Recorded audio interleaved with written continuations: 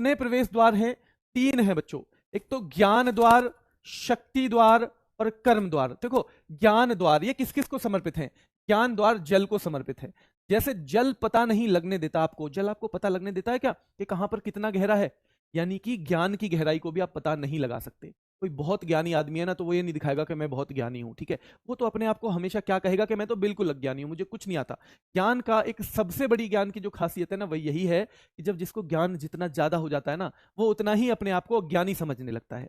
उसे पता चल जाता है कि दुनिया का जो महासागर है ज्ञान का, उसमें से कुछ बूंदे ही मेरे अंदर हैं, इससे ज्यादा कुछ भी नहीं है ना। तो जो मान लो जो ये समझने लगे कि मेरे अंदर बहुत कुछ है और मुझे बहुत कुछ आता है, मेरे सामने कोई कुछ नहीं है, इसका मतलब वो आदमी बिल्कुल अज्ञानी है। हो सकता है थोड़ी बहुत किताबें उसने पढ़ ली हों, लेकिन उसने जीवन को बिल्कुल भी नहीं पढ़ा है, ठीक है। तो ज्ञान का मतलब ये है। तो मैं फिर कह रहा हूं कि ज्ञान द्वार मतलब जल को रिप्रेजेंट करता है। आप उसकी गहराई को पता ही नहीं लगा पाओगे कि कितनी गहराई है, कितना इसमें क्या है बच्चों, डेप्थ है।